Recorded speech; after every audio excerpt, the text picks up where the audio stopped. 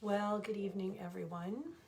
I don't know if it's really possible to have a case of the Mondays pre-Monday, but as my neighbor's dog greets us all, I feel that Monday is taking a preemptive strike at me right now. Oh, I hope you had a good weekend. I think we'll close it out on an interesting note tonight. Talking to my mother up in New Jersey where she's on lockdown all by herself. And she's actually kind of loving that because she doesn't like to be bothered by people. But she's cleaning stuff out right now.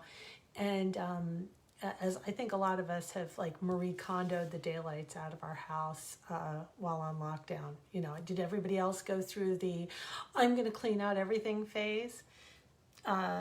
And I started thinking about the things that we keep that we don't need and the things that we give away that are precious and we realize, oh, I wish I didn't do that. And then I just thought about how, you know, there are things in life that we give away too easily and other things we hang on to our own detriment. Hey, Gretchen. And so the first one I'm going to do is called Birds in the Hand. And it's about sandpipers. Growing up at the Jersey Shore and having lived on Long Beach Island, big sandpiper watcher. So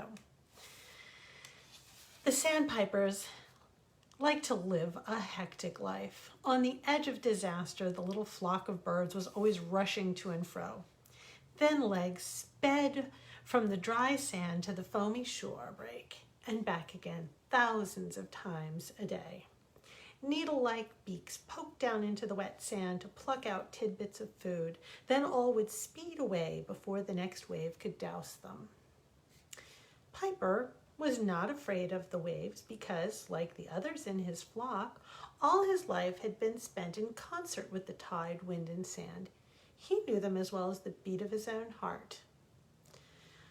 What to others appeared to be fear was, in fact, the exhilaration of being a tiny creature that was one with powerful elements.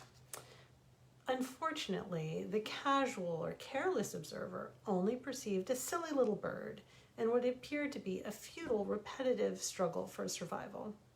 Such was the case of the gray and white seagulls wheeling overhead. They laughed out loud at the little bird's antics. Run, run, run, little ones, they would jeer. Hurry, hurry, scurry before the big wave gets you. The gulls never rushed. Instead, they preferred to have their food tossed to them by the tourists and the fishermen who frequented the area. Of course, the competition for what little was there often led to feeding frenzies, especially when a large group of gulls came in to feed. They would peck and scratch each other while fighting for the scraps tossed their way. This is the proper way to live, said Scree, the leader of the gull pack. No rushing around here. Just see what you want and go after it. You fight for what you want, and then you sit back and you enjoy it all. Only the strong survive. Scree was proud of his battle scars. His left wing was tattered but functional, his feathers stained with the blood of his rivals. He was stout and prosperous. Scree and the others were comfortable with their way of life, which also included occasionally stealing choice bits such as an ice cream cone from a small and wary child who walked down the beach. Scree had earned his position as leader of the pack. He sent his scouts out to look for potential food sources. They were trained to call when they had found their mark, and then Scree and the rest would swoop in, and the frenzy would begin. Piper and his flock were only peripherally aware of the practices of the gulls. They could hear them coming and going, and were always sure to get out of the way when the gulls were about to descend. For the most part, the little flock did not make it their business to deal with the gulls. It is a wise bird that knows its limitations. We are small and fast, but all of us put together couldn't fight off a gull in a moment of frenzy, said the eldest sandpiper. He was known as Dryfoot, for he was said to be so quick and agile that he never dampened his feet on the race from the shore to the dune. One morning, as Piper was gathering breakfast from the shimmering, foam-washed sand, he heard a keening sound. He rushed several steps so as to be clear of the next wave, and then he looked up. A little girl was making the terrible sound. Her heels were dug into the sand, and her short, damp fingers clung desperately to the leg of a rag doll. The long hair of the doll was in Scree's vice-like grip. An awful tug of war was taking place. The child's guardian was nowhere in sight, and a nasty pack of fat gulls were beating their wings all around her. "Mine! It's mine!" yelled the child. "You bad, bad bird! Let go! Let go!" Scree had taken the doll's flowing hair for a tasty treat when he first saw it, and bold from years of being unchallenged, he'd dived on the child and tried to wrench it away. Once he realized his error, he was going to let go, but his minions had gathered around, and he didn't want to show that he was mistaken. Only the strong survive, and those who were seen as lacking judgment were also regarded as being weak in body. It wasn't long before the pack would turn on such a bird and kill it. To Scree, this doll represented his power to rule. He must have it. He must show them all that he was still fit and strong. He squeezed his eyes tight shut. As he could not see the child's tears. He tugged and tugged at the doll, and he tried to pull the child off balance. He must have that doll at any cost. With his eyes shut and the deafening sound of the cheers of the pack, Scree could not tell which way he was moving. Piper was so horrified by what he saw that he stood stock still for the very first time in his entire life. He stood and stared. He was frozen by the image before him.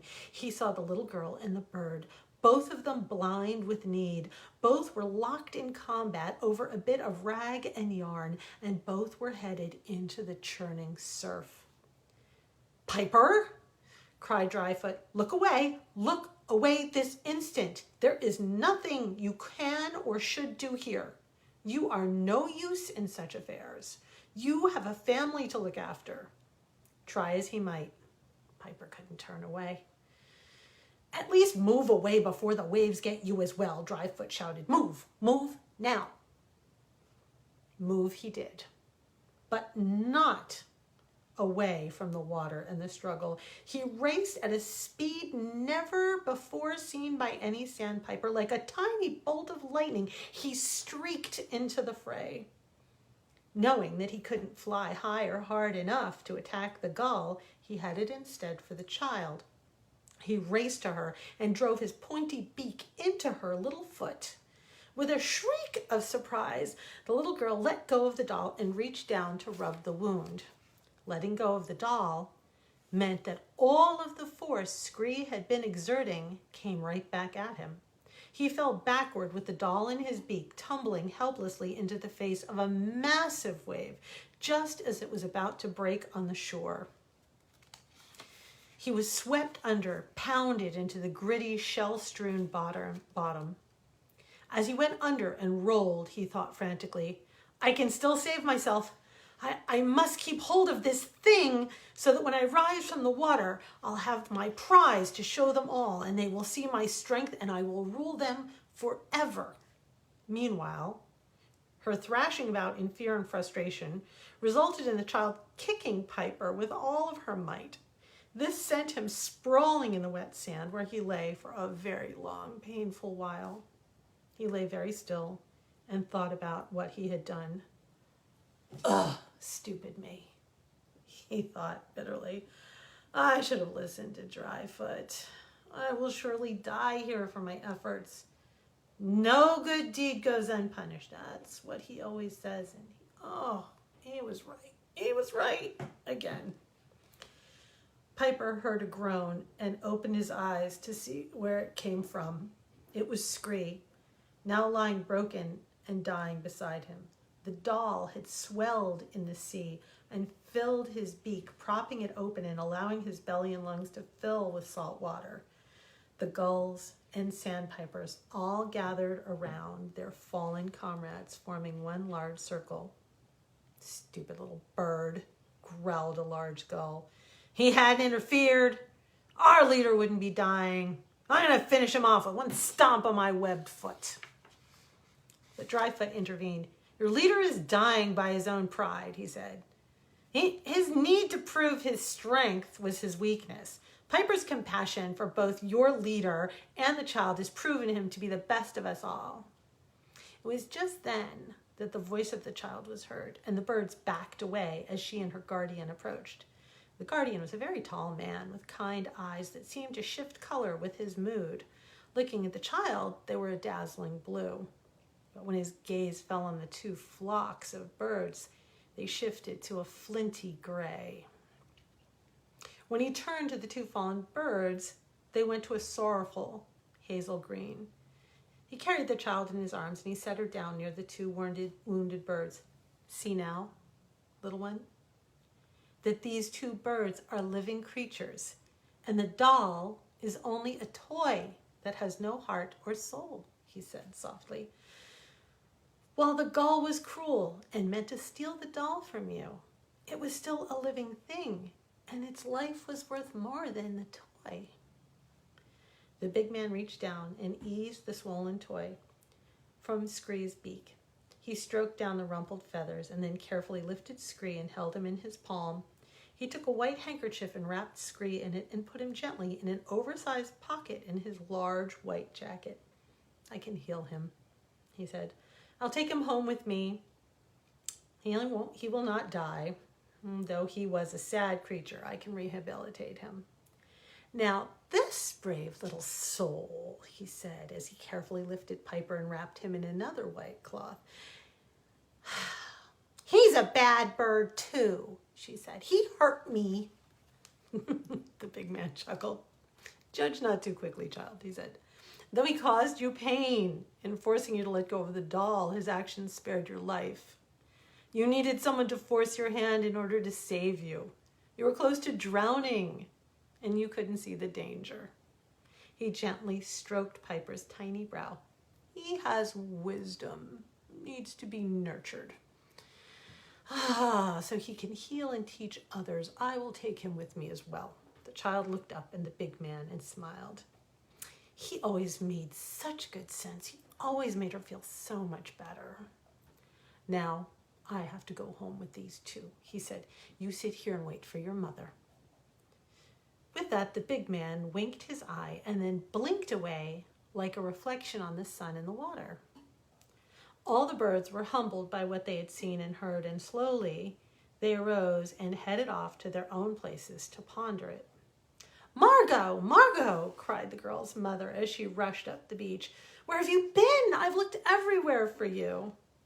I was right here with my guardian, she said. Well, he's gone now, but he was right here. He had to go fix some birds. Mother shook her head. Margot and her imaginary friend, she thought.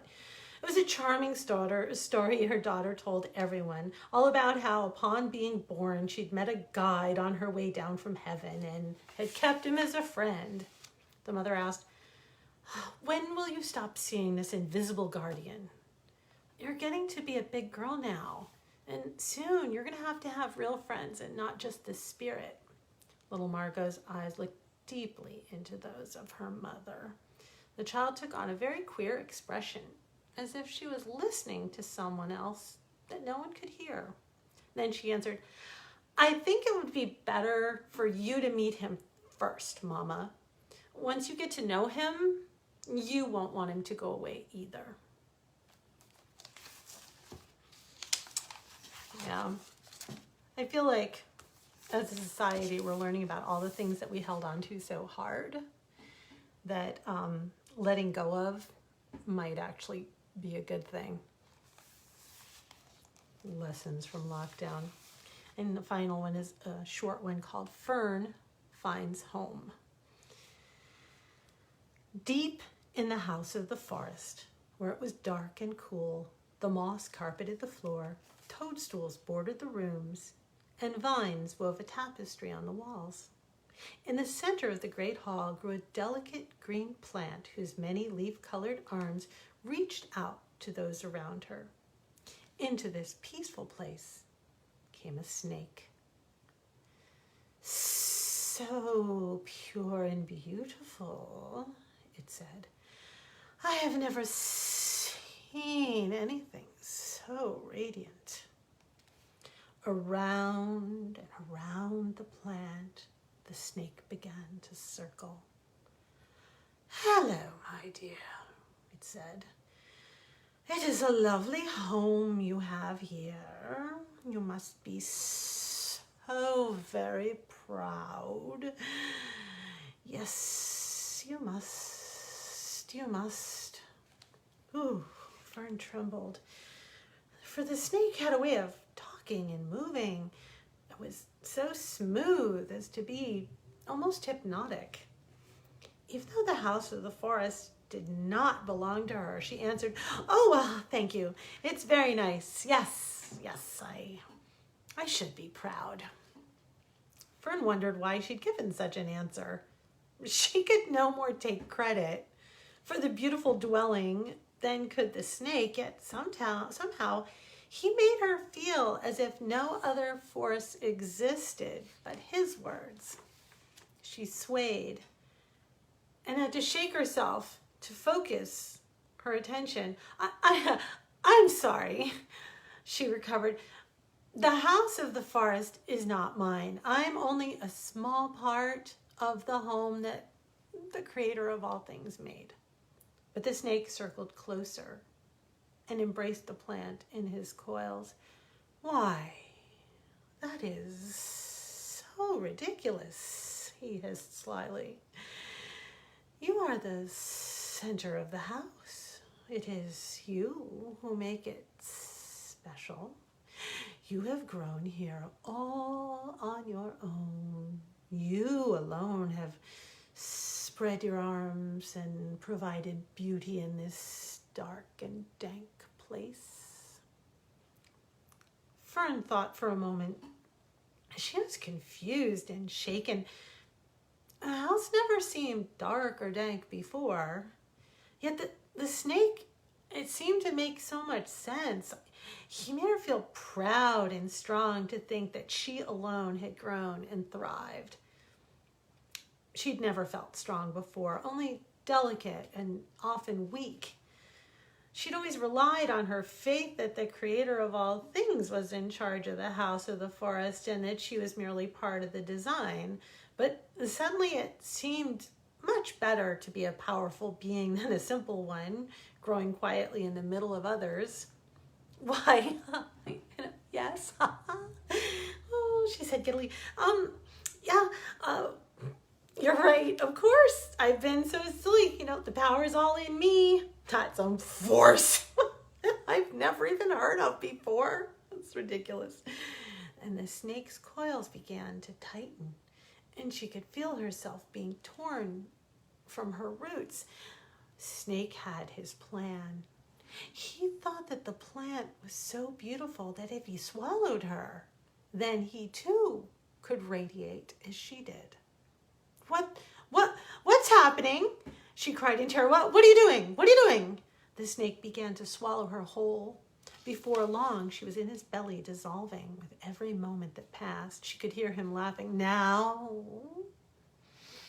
I shall have all the beauty for myself, he said.